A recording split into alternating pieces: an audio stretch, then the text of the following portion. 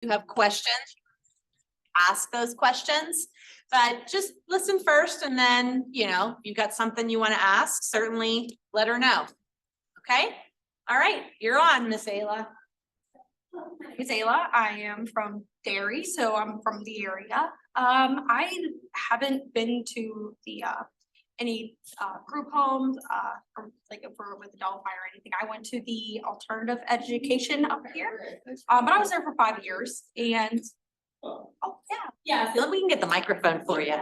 it's probably good. You have a tiny voice.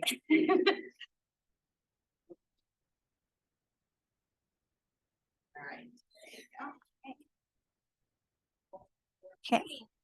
So, yeah, so anyways, what I was saying, I was at the Alternative Education Center here for 5 years in 2000. I graduated in 2017. I I don't even know where to begin right now. All right. So, I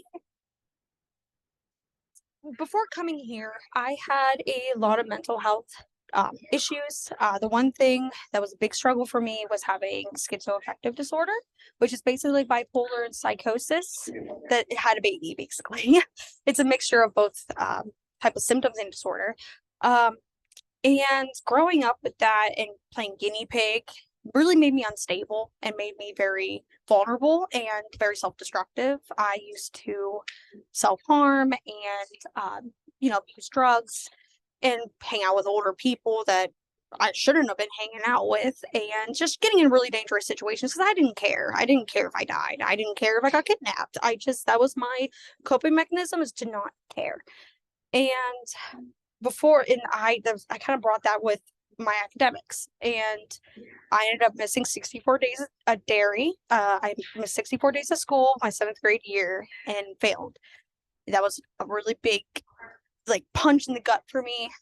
Me personally, I was always a straight A student and I was in the gifted program, and then going from that to just completely failing, just really made me feel like I do deserve that. I deserve what comes to me.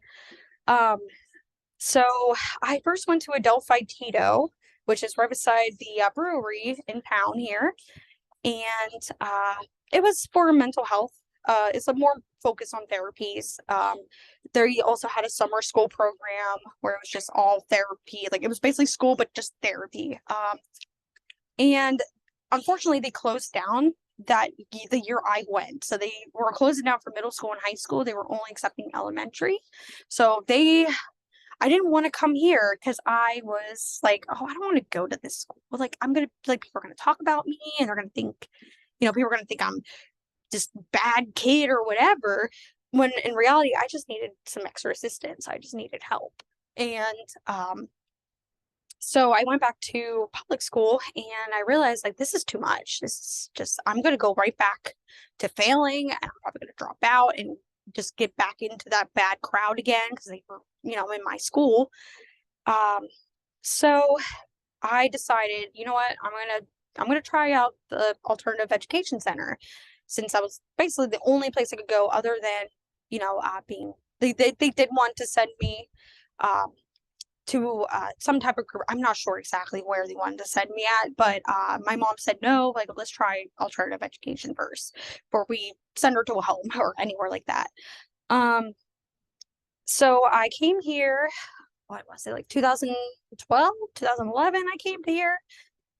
Yeah, 2012. 2012 I came here, and I graduated in 2017. So I was here for 5 years, and that was the best decision I ever made. I do not regret my decision. At the time, my first year here, I was bad. I didn't do my homework. I yelled at all the time. I didn't care. I didn't care about my own hygiene even. Like, I just was just all the way around terrible. But after, the biggest thing I learned my first year here is that the staff here are not trying to judge you. They're not trying to hold, like, if you're being disciplined or being held accountable, they're not taking that personally to you. Like, they're not judging your character by that incident. They know you're a good person deep inside. And no matter why you're here or what you know, what you did even presently or anything like that, it doesn't make you, it make you a bad person. And that was the biggest thing for me, was that they didn't give up on me. They, even though I was being difficult, they still never gave up on me. And I am glad that I accepted their help. Because my family, um, I grew up with my single mother, and she had her own issues, and she was an addict as well. And we lived in pretty bad conditions. And so my family can't afford college. We couldn't even afford a car. So I didn't know, like, I wanted to go to school because I wanted to be a graphic designer. So I don't think you always have to go to college. I think it's a good idea, but if that's not for you, that's okay. That doesn't make you any less than somebody who does have a degree. It just means that it just didn't work out for you, and that there's a lot of people that strive without going to a higher education. So never any judgment while I'm talking about this, never any judgment about that if you don't want to go to college. But I think if you do, definitely take this opportunity here. So one, credits transfer over, and WCCC, at least, like, is a very good school. I mean, I'm at IUP right now, and they kind of just throw you in there. They're just like, here's your schedule, here's a URL link that for underneath for your books, even though it doesn't work. So yeah, I had to search through their whole website. They just kind of threw you in there. But at WCCC, we had a whole week of orientation, learning the website, learning how to order books, how to talk to your advisor. I mean, Delphi really works with a good school, and they definitely picked a really good community college to work for. So if you can take that opportunity, definitely do it. Saved me 40 grand. um, Now, and another thing to note about that is that they didn't, after I graduated, they didn't just be like, okay, goodbye, you know, that's it. They they helped me get a scholarship to IUP, a fully paid scholarship. And I didn't even know about this opportunity until they gave it to me, and they helped me get referrals and, you know, the whole application process. And to this day, they will help if I have a question, college related or anything related, they will respond back to me. And even if I haven't talked to, I personally talked to Miss Apple, anytime she doesn't, like, I won't talk to her for maybe a year or two. I mean, she's my neighbor, and she comes to Walmart all the time, and that's where I work. So I see her a lot. But even then, she doesn't, she's always in open arms, no matter how long it's been. And so, yeah, the reason why I'm here today is, you know, I just really hope you guys take advantage of any opportunities. I mean, I don't know exactly programs that are with the group homes or anything like that, but I know I was very glad that I took advantage of the opportunities I was given. So yeah, that's about all I got. You guys have any questions for her? I see, yeah, of course, we've got one. So why don't you start, Ms. Lakia?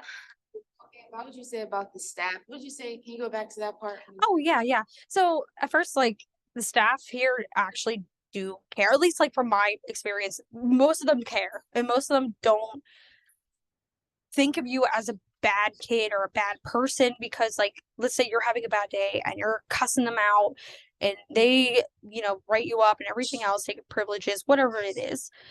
They're not holding that against you late the next day. They're not thinking any differently or any less of you because of that. At least majority of them are not thinking any less of you because of you're having a bad day. Everybody has bad days, and everybody reacts differently to bad days, and they're here to help, and that's what they're here for, is to give you those coping mechanisms so that doesn't, so I don't know how to word it, but yeah.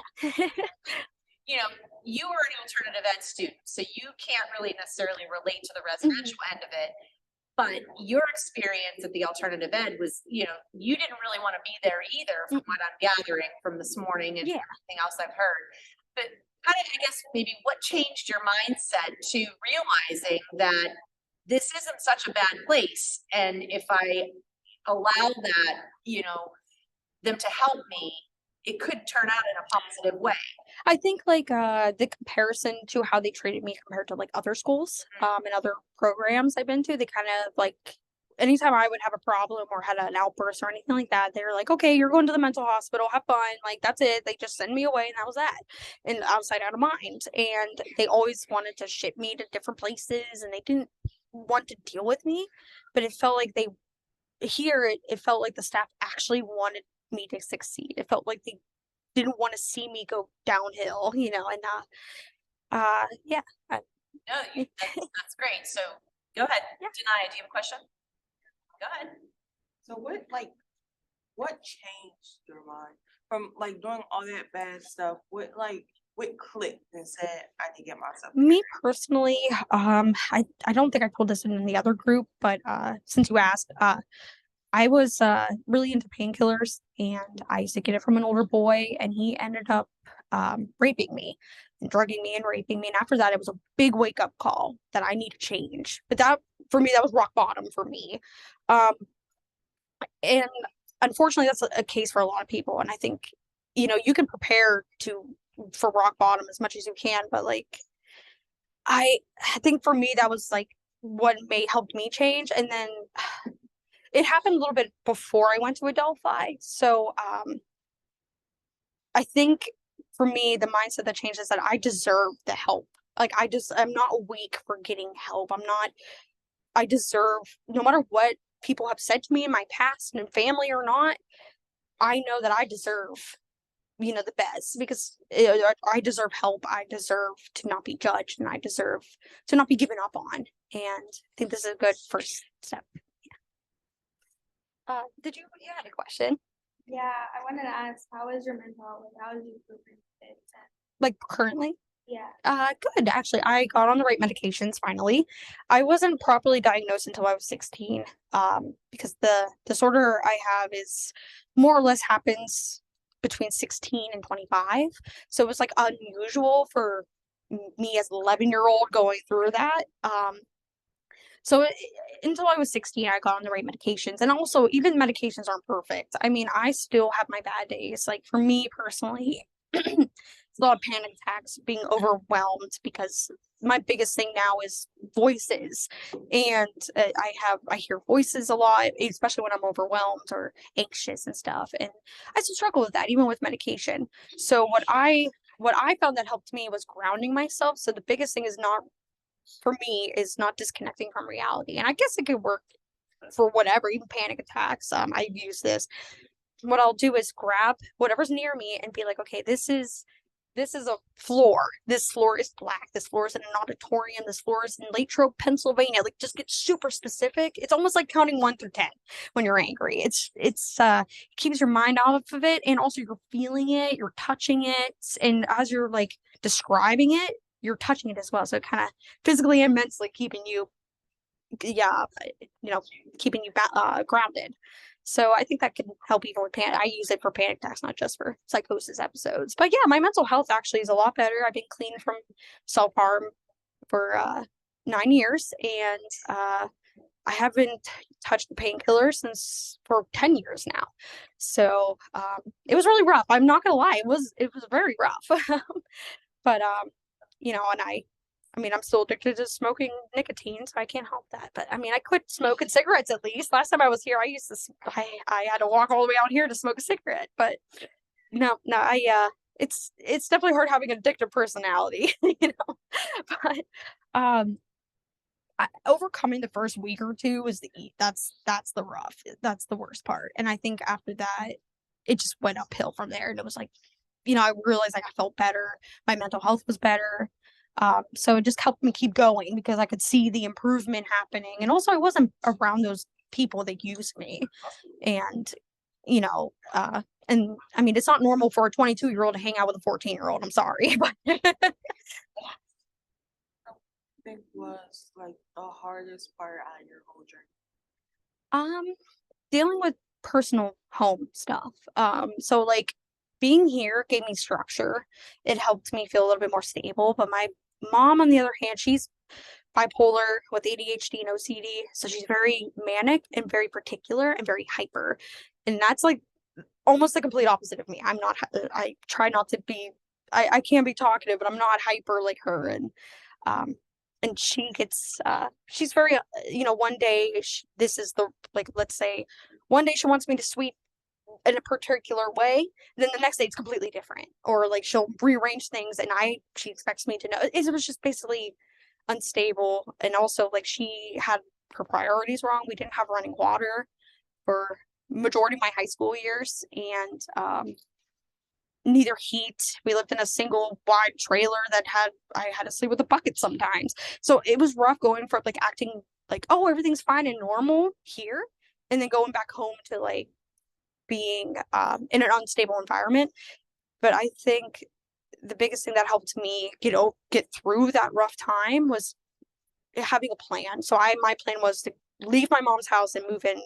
Thankfully, I had my grandfather to move in, which is who I live with now.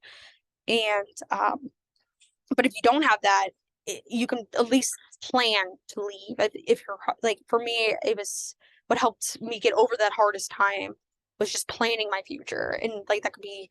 And it doesn't have to be exact like list, like you have to go down the list and it has to be exact. Like it's just a foundation for me. So like, for me, when I hit graduation, I was gonna apply for Walmart and I was gonna go to college and go through that. And I was gonna go to I had everything kind of planned out. And of course everything kind of changed up. But yeah, I think just realizing that your home life is not you. Like I always never wanted to be like my mother. And so realizing that I can be better than that and I deserve to be better. Like I deserve the good, and the bad was not my fault. Definitely helped me through the rough times. But yeah. So So I've been a self harmer for a little over 7 years. What worked for you? so a lot of things.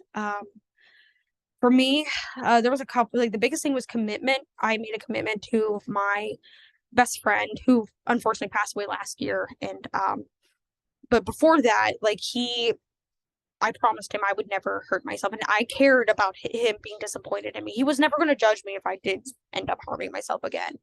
It was just having that support group to know, like, if I did fall back, like I always like it doesn't have to be like if you slip up, it's okay. It happens. And being around people that don't do support that. Oh, sorry. Yeah.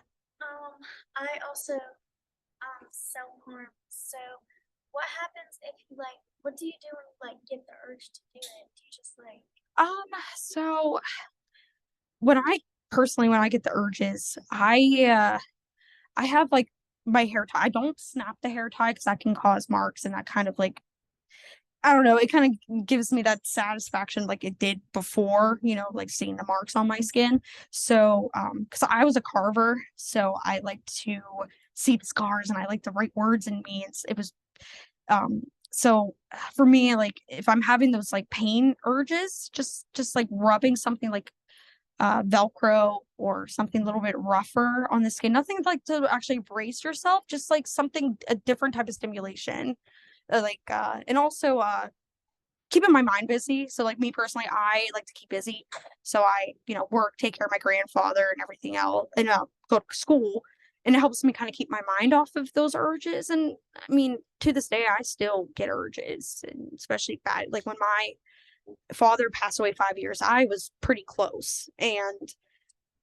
But yeah, the biggest thing for me that helped me really hold back was a commitment to my people who I cared about, and I promised them that I wouldn't do it. So yeah. doing therapy? Not right now. Unfortunately, I don't have health insurance, so I'm going through that. That's the fun part about adulthood. I'm trying to change my insurance coverage. So right now, no, but I want to go back. So personally, I want to go back to a specialist for trauma. So for me personally, it's not really my mental health that's bothering me anymore. It's the trauma of my dad passing, because I found him and it was an accident, and that was really rough to get over, and I don't think I'm fully over it still. So even though it's been 5 years to this, the last month was 5 years. So yeah, I think for me personally, I want to go to therapy whenever I need it. I don't think I need it consistently. So yeah, that's me personally though. We have just a couple minutes left, so if anyone has a last minute question, this would be your opportunity.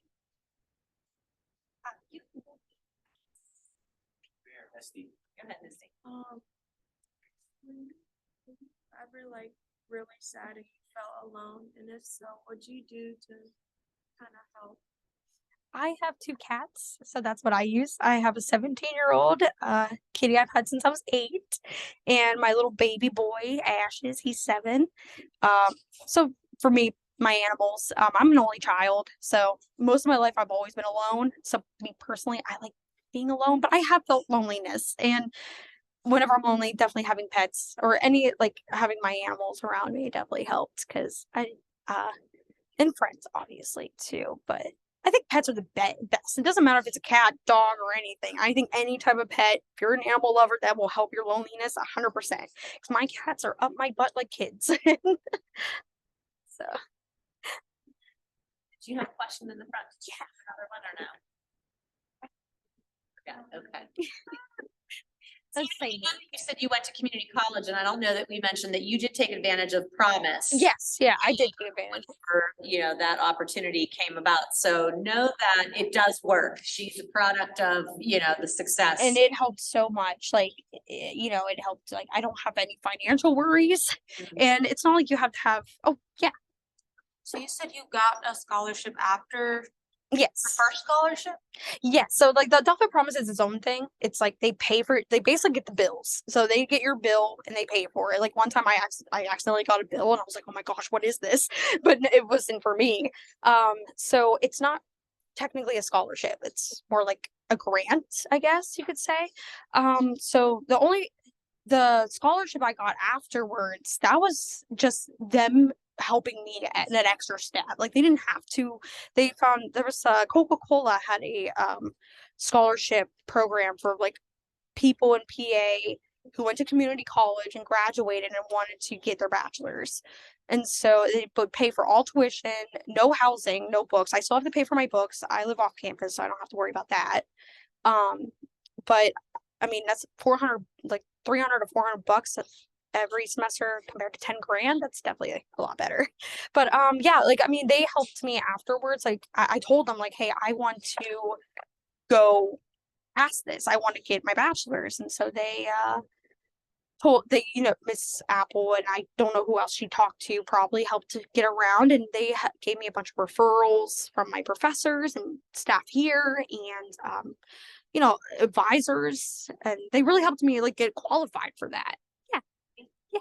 Oh, either one. I'm sorry. When it comes, so for the difference between the Delphi Promise and a scholarship is that the Delphi Promise is no, like we don't pay anything, right? Yeah, you don't pay anything because you still have to file for financial aid. So I got Pell Grants, so I still got like a couple grand sent to me to live on.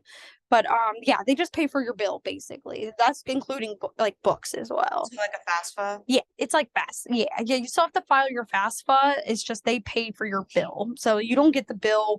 It won't go on your credit either. So it's not like you're getting a loan out or anything. It's literally like they're giving you money, but they're paying for it. But if you don't do your part, like I failed one semester and I still was able to graduate with the Delphi Promise. So I mean, Keep in contact, right? yeah. I mean, I really not all the time. I mean, like I only really kept contact during scheduling time.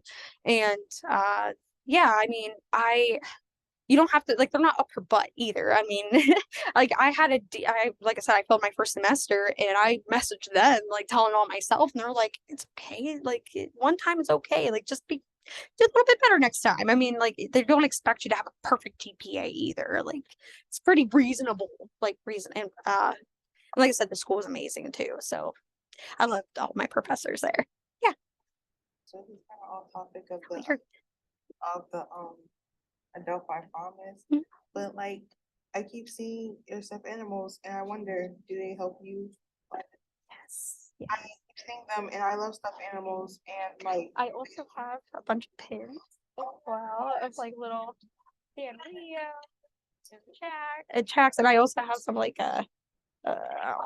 like Junji Ito stuff, like creepy stuff and whatnot. So like I mean I like to as a kid I couldn't get all the things I wanted. So now as I'm like, oh, I can buy it myself. But yeah, that definitely helps a lot. Like sometimes I'll catch myself like squeezing this, like and stuffed animals like help you cope a lot. Yeah, definitely. It helps me connect with my childhood side because I never really had one. So having that little touch of childhood fun and have like I have one of those stuffed animal nets that are in the corner of my room and it's filled with stuffed animals and then below it has a box of stuff like I have a problem. So but yeah, no, I mean that really helps stay in touch with my childhood side. Okay, what's that brand of stuffed animals? They're like really big stuffed animals and they're really squishy. I think they're Squishmallow? yeah, squishmallow. Yes, I do. But I try not to buy them all. I would buy so many and they're so expensive that I'm like, but this is what this one is, the Squishmallow dragon. Anytime there's a dragon or a cat, I'm getting it. That's just the rule. And I grew up with Pokemon and they just came out with Pokemon Squishmallows. So now I've been getting a bunch of those. All right, ladies, I think we need to wrap it up because we've got another destination to get to. So thank you. Yeah, Amy, for thank your you. time. We appreciate you. Yeah. And Thank you for all the questions too.